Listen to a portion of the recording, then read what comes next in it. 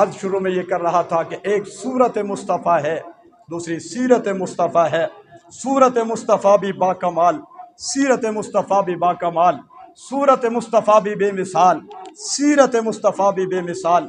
سیرت مصطفیٰ میں سے صرف ایک بات میں نے حالات کے پیش نظر آپ کے سامنے رکھی ہے، خذ العفو۔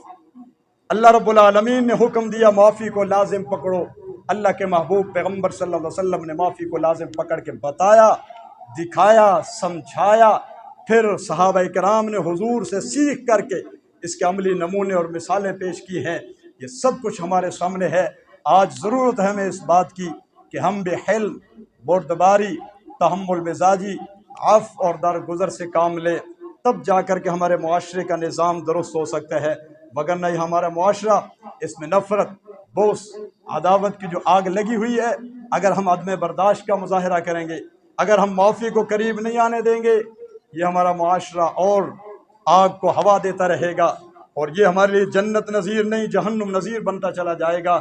اس لیے میری آپ احباب سے گزارش ہے کہ حضور کی صورت کے تذکرے بھی آپ ضرور کریں اور سنیں، مگر ساتھ ساتھ حضور کی سیرت کو سنیں بھی صحیح، سنائیں بھی صحیح، اپنانے کی بھی کوشش کریں۔